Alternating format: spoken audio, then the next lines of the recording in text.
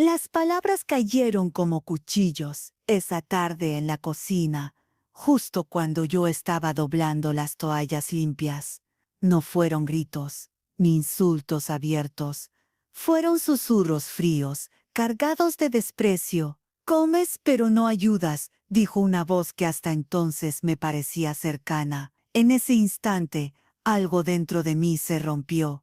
No fue la primera vez que me lo insinuaban, pero sí fue la primera vez que me lo arrojaron sin pudor, como si yo fuese un peso muerto en mi propia casa. Me quedé quieta con la tela aún en mis manos, mientras el vapor de la sopa que estaba en la mesa empañaba mis lentes. Las cucharas tintineaban, los platos se movían, pero lo único que escuchaba era ese eco hiriente. Comes pero no ayudas. La frase se clavó en mi pecho, más fuerte que cualquier bofetada, más fría que cualquier silencio. Quise responder. Tenía ganas de gritar todo lo que callé durante años, que yo era quien encendía el café cada madrugada, quien pagaba la hipoteca con cheques discretos, quien ponía monedas en las manos de mis nietos cuando sus padres no miraban. Quise decir que mis manos estaban llenas de grietas por lavar ropa, que mis huesos crujían cada vez que subía las escaleras cargando compras, que mi silencio había sido, siempre, una forma de amor. Pero no dije nada. Dejé que la cucharada de sopa que me ofrecían se resbalara sobre la mesa, manchando el mantel, y con un simple gesto limpié con la servilleta, como si nada pasara. La vergüenza de los demás se notaba en sus miradas, pero nadie habló. Yo tampoco. Ese fue mi error y al mismo tiempo, mi fuerza, el silencio. Esa noche no pude dormir. Escuchaba las respiraciones de todos en la casa, acompasadas y tranquilas. Mientras mi pecho ardía, miraba el techo y repasaba cada detalle de mi vida allí. Las paredes que pinté, los clavos que sostuvieron fotos familiares, las macetas que regaba con paciencia. Todo lo había dado sin esperar aplausos, sin esperar un gracias. Y aún así, ahora me trataban como un estorbo. La palabra estorbo me perseguía. Era como un eco constante en mi cabeza. Me preguntaba si realmente lo era. ¿Había dejado de ser útil? ¿Acaso el amor se mide por las facturas que uno paga, por la fuerza que aún queda en las manos? Pensaba en mis propios padres, en cómo ellos también fueron relegados cuando ya no pudieron trabajar. El ciclo parecía repetirse, y yo no sabía cómo detenerlo. Mientras el reloj marcaba las 3 de la madrugada, me levanté. Abrí la puerta de la cocina y dejé que el aire fresco de la noche entrara. El silencio ya no era un refugio, se había convertido en una cárcel. Y en ese instante supe que debía empezar a escuchar mi propia voz, aunque aún no la hubiera pronunciado. Los días que siguieron se deslizaron como sombras largas, siempre iguales y siempre distintas. El sol entraba por las mismas ventanas, pero yo ya no veía luz, solo el peso de la costumbre. Mi rutina era invisible para los demás, pero para mí era una forma de sobrevivir. Ponía la cafetera en silencio, cuidaba de las plantas del porche, revisaba los sobres del correo y de vez en cuando dejaba discretamente un billete doblado dentro de la billetera de mi hija. Nunca nadie lo notaba, o si lo notaban, jamás lo mencionaban. El silencio se volvió mi uniforme. Callaba cuando alguien se quejaba de que la comida estaba demasiado salada. Callaba cuando los platos se amontonaban y nadie los quería lavar. Callaba incluso cuando escuchaba planes sobre viajes o compras grandes en las que nunca estaba incluida. Yo estaba allí, sí, pero como un mueble útil, no como un corazón que latía. En las noches, mientras los demás dormían, me sentaba junto a la ventana con una libreta vieja. Allí escribía pequeños recuerdos. Cómo olía la ropa limpia cuando era niña, cómo mi madre cantaba bajito al cocinar, Cómo mi padre me enseñaba a distinguir los distintos tonos de azul en el cielo. Escribir en silencio era mi forma de recordarme que yo era alguien más que la sombra en esa casa.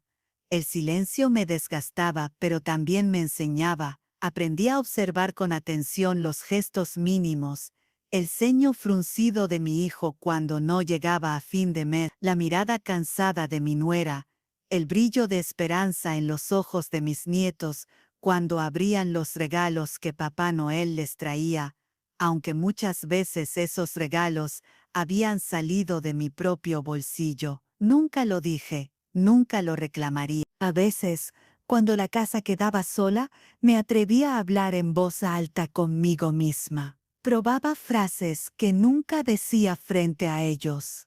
Yo también importo. He sostenido esta familia más de lo que creen. Mi amor se ha convertido en cemento invisible que mantiene estas paredes de pie. Decirlo en voz baja era un alivio, aunque nadie más lo escuchara. El tiempo pasaba, y el silencio se volvía más pesado. Era como una manta gruesa que me cubría entera. Sabía que poco a poco me estaba apagando. Había momentos en que deseaba que alguien, cualquiera, me mirara de frente y me dijera, «Lo sé, gracias por todo». No necesitaba fiestas ni aplausos, solo una mirada sincera, pero esa mirada nunca llegó. Sin embargo, dentro de mí crecía una certeza. Cada palabra callada era un ladrillo en una muralla que me separaba de ellos, pero también era una semilla de algo nuevo. El silencio, aunque dolía, me estaba preparando. Me hacía más fuerte, más atenta, más consciente de lo que valía en realidad. Y aunque aún no lo sabía con claridad, ese silencio sería la antesala de mi decisión más grande, la de dejarlo todo atrás y volver a escuchar mi propia voz. La tensión en la casa había ido creciendo como una tormenta invisible.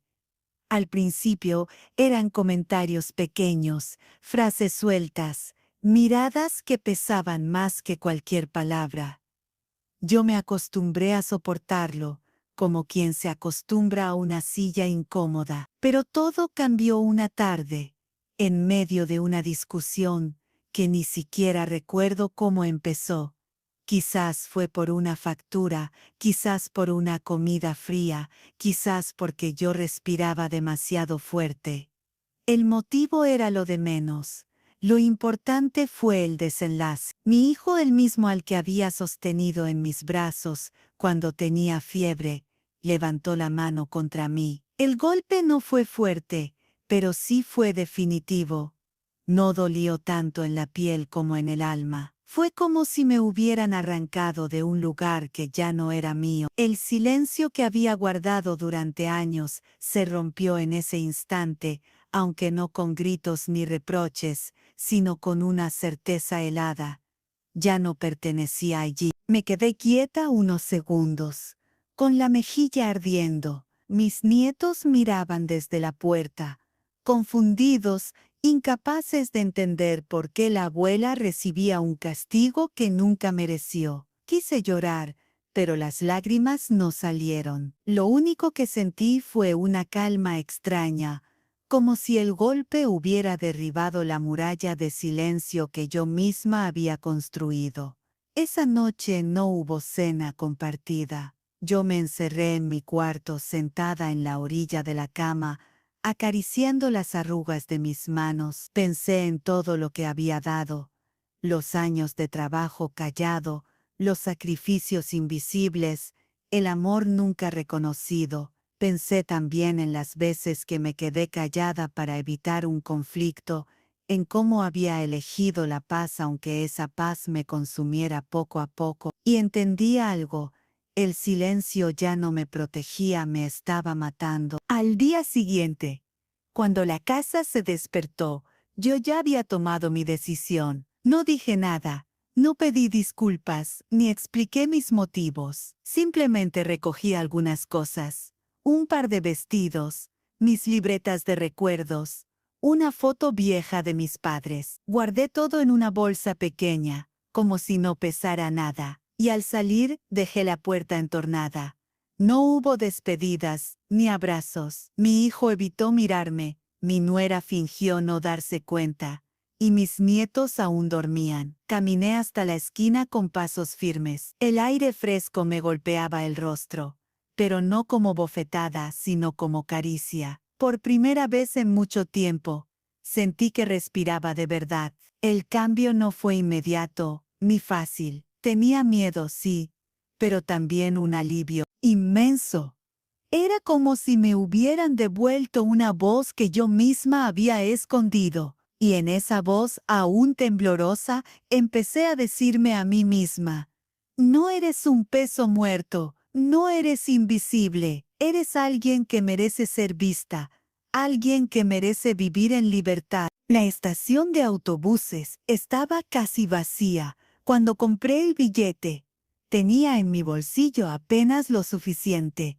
El dinero que había ido guardando en sobres escondidos entre toallas y cajones.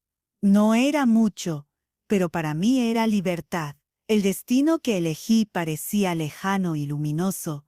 Florida. No lo pensé demasiado. Solo necesitaba un lugar donde el aire no estuviera cargado de reproches. El trayecto fue largo. Cada kilómetro que quedaba atrás era una cadena que se rompía. Miraba por la ventana y veía campos, carreteras interminables, ciudades que no conocía. No sentía miedo, sentía alivio. A mi lado, un anciano dormía con la cabeza ladeada, y en su respiración pausada encontré compañía. Cerré los ojos y recordé el golpe, las palabras, los silencios, todo lo que me había empujado hasta allí.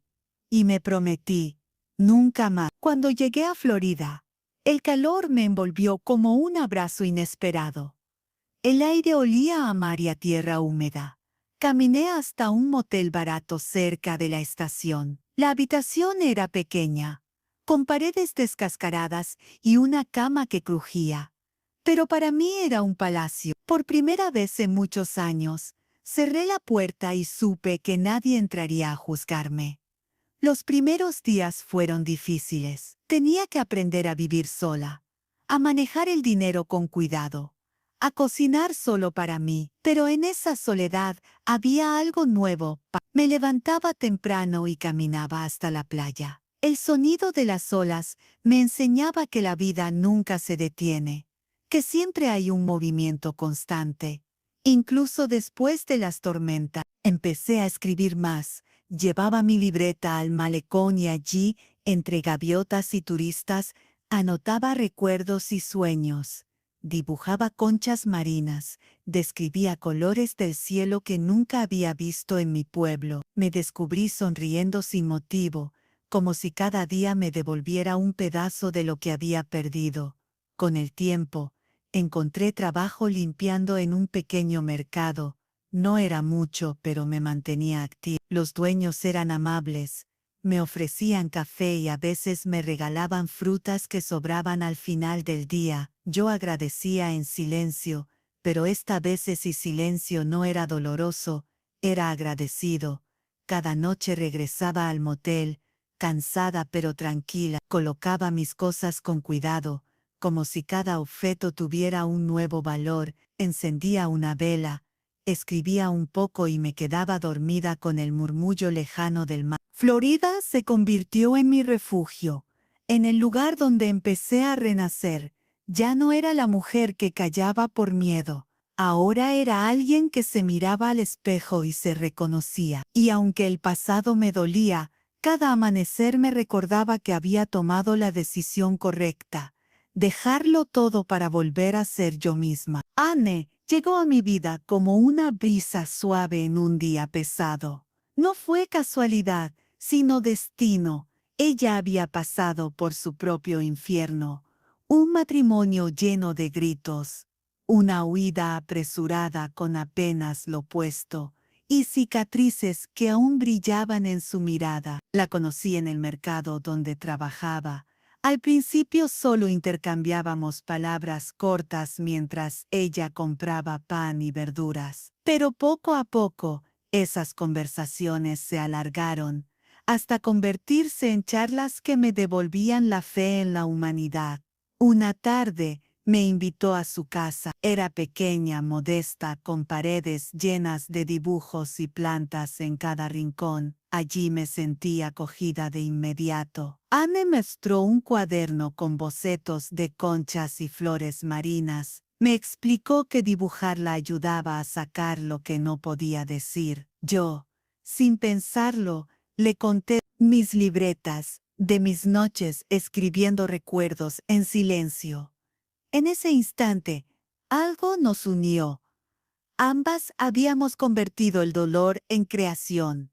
Con ella aprendí que la sanación no llega de golpe, sino en pequeños gestos. Tomábamos café en la terraza y hablábamos de nuestras historias, sin miedo al juicio. Caminábamos juntas por la playa, dejando que el mar se llevara lo que pesaba en nuestros corazones. Reíamos de cosas simples. Un perro persiguiendo gaviotas. Un niño construyendo un castillo de arena que el agua destruía en segundos. La risa que yo había olvidado volvió a mi boca gracias a ella.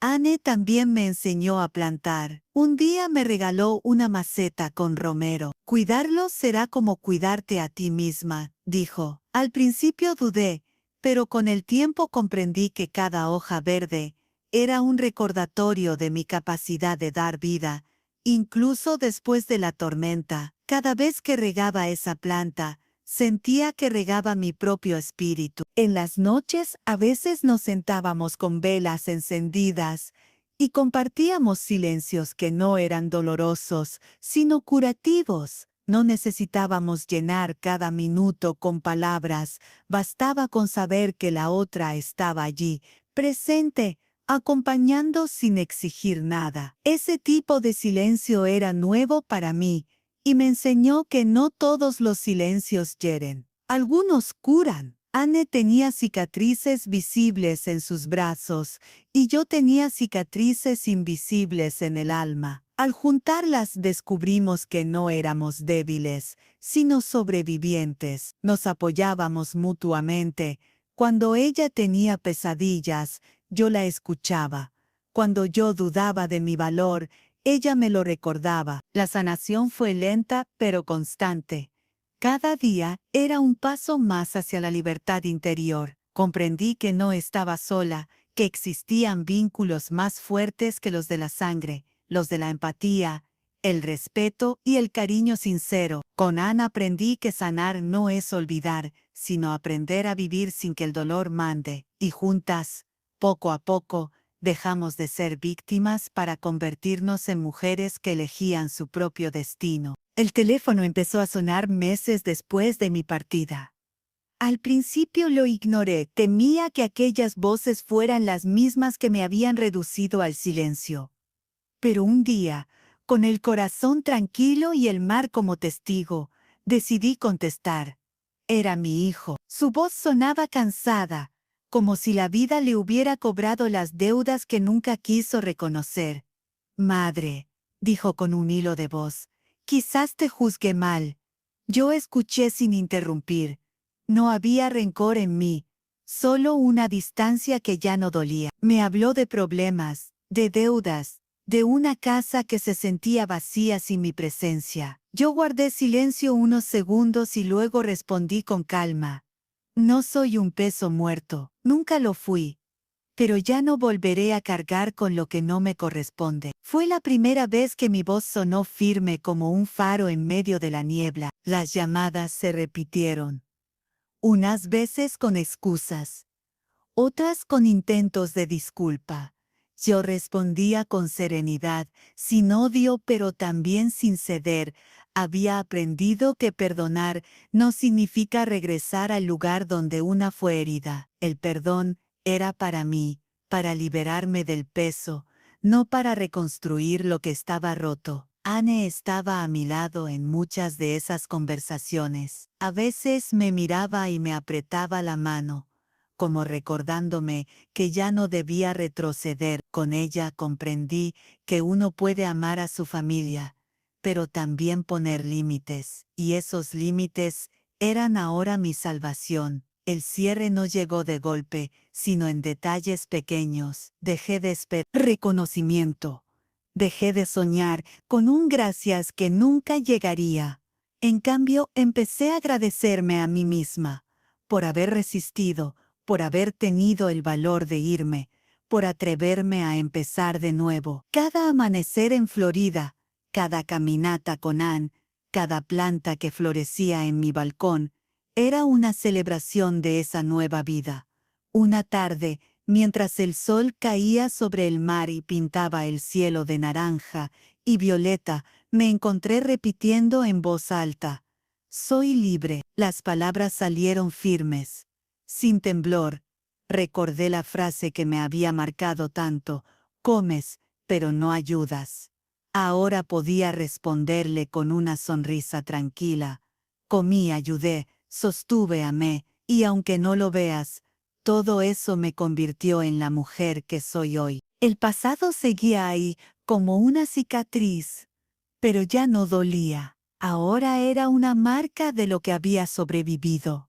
El silencio que antes me ahogaba se transformó en un espacio de paz, y la voz que había callado durante tantos años, finalmente, encontró su lugar. Así terminó mi historia. No con venganza, no con odio, sino con la certeza de que la verdadera victoria está en levantarse, en sanar y en vivir sin cadenas. Porque a veces la mayor fuerza se encuentra en el simple acto de decir: «Aquí estoy, y esta soy yo».